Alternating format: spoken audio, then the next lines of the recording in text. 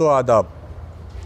मेरे सामने समाजवादी छात्र सभा जिला अध्यक्ष निखिल जायसवाल जी हैं, जो आज की राजनीतिक परिप्रेक्ष्य में इनसे कुछ बातें करेंगे और अपने विज़न या पार्टी के विज़न को लेकर इनसे सवाल करेंगे।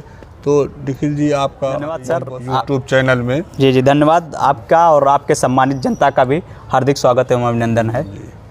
निखिल जी, ये बताइए, छात्र सभा कमेटी की जिम्मेदारी जी आपको मिली है जी और इस चुनाव में आप अपनी सक्रियता को लेकर कहाँ तक बिल्कुल सर, कहाँ तक मेहनत कर रहे हैं? समाजवादी छात्र सभा के जिला अध्यक्ष के होने के साथ साथ मैं समाजवादी पार्टी का एक कार्यकर्ता भी हूँ।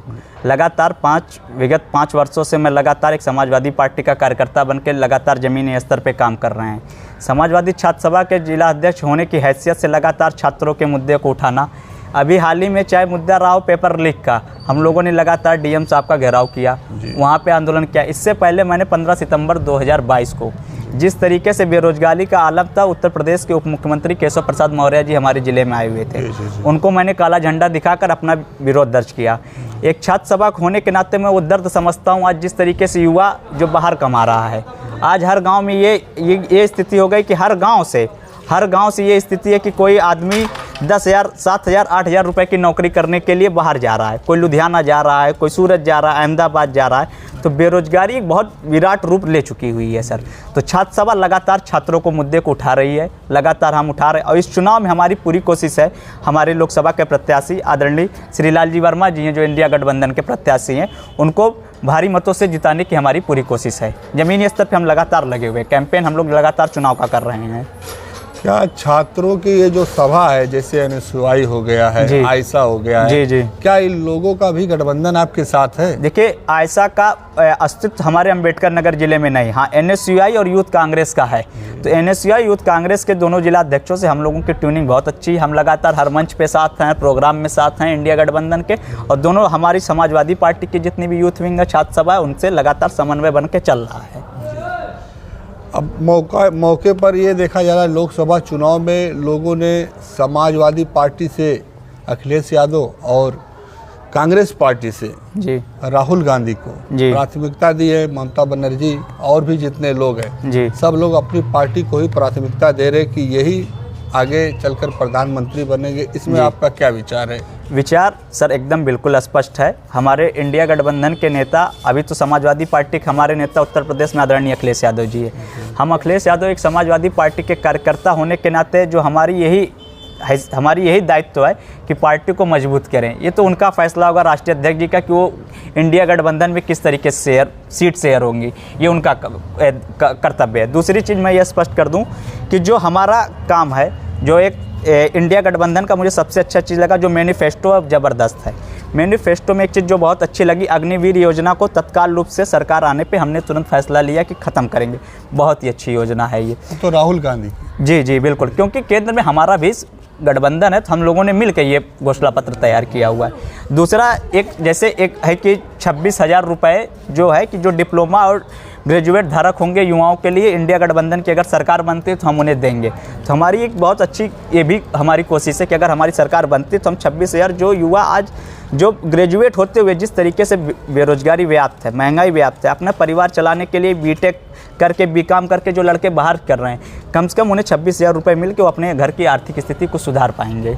और 1 लाख रुपया जो है वार्षिक हर गरीबों को न्याय योजना के तहत हर परिवार को दिया जाए, बेरोजगार परिवार को दिया जाएगा। जी सर, वो भी स्वागत योग्य है। अच्छा पहले वो आज की सियासत में गरीब वर्ग और पिछड़ों की लड़ाई कौन लड़ रहा है?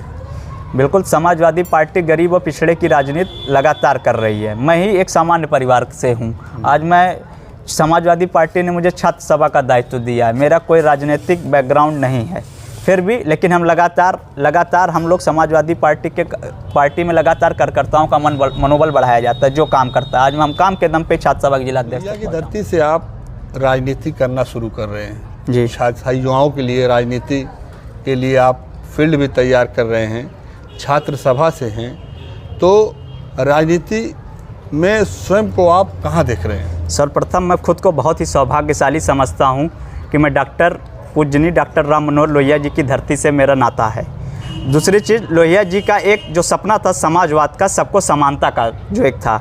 आपने जो सवाल पूछा कि आज खुद को आप कहाँ देखते हैं, युवाओं को कहाँ देखते हैं, मैं विगत 5 सालों से लगातार जनता के बीच में राजनीति कर रहा हूँ, एक समाजवादी पार्टी के कार्यकर्ता होने के नाते, एक नेता होने के नाते। तो एक मेरी पहली कोशिश तो यही है आने वाले समय में भी कि मैं जनता के बीच था, जनता के बीच आने वाले समय में भी रहूँगा। कोई पद की ये नहीं कि कोई पद की लालसा है या नहीं, दोनों चीज़ कह रहा हूँ। पद की लालसा है भी, क्यों इस वजह से लालसा है क्योंकि ताकत बिना हुए काम आप नहीं कर सकते। दूसरी चीज़, जहाँ तक युवाओं की बात है, पूर्ण रूप से कोशिश है कि एक माहौल बनाया जाए कि जो आम घर के परिवार के लड़के हों, जो आज जिस तरीके से जो राजनीति में सफल हो सके। दूसरी चीज़, जिस तरीके से अंबेडकर नगर की राजनीति हो या टांडा की राजनीति हो, जिस तरीके से आज बुनकर नगरी के नाम से टांडा मशहूर है, तो आज बुनकरों के लिए सुविधा शून्य के बराबर हो गई है। उनके फ्लैट रेट का मुद्दा कोई अब उठाने वाला सही से नहीं बचा।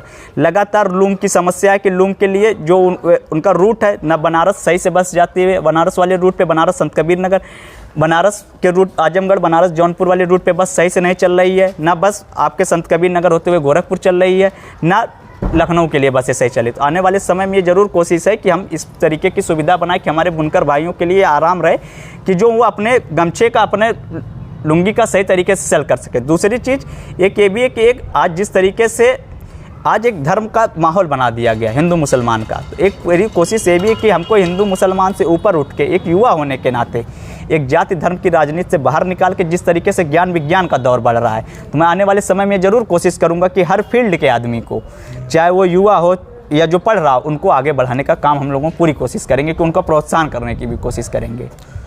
जी दोस्तों, ये थे निखिल जायसवाल जी, जिन्होंने अपने बारे में सारी बातें बताई और आज की राजनीतिक अंबेडकर नगर चुनाव को लेकर लोकसभा की अपनी सारी मेहनत के बारे में भी बताया। आपका बहुत बहुत धन्यवाद। धन्यवाद, आपका भी सर शुक्रिया।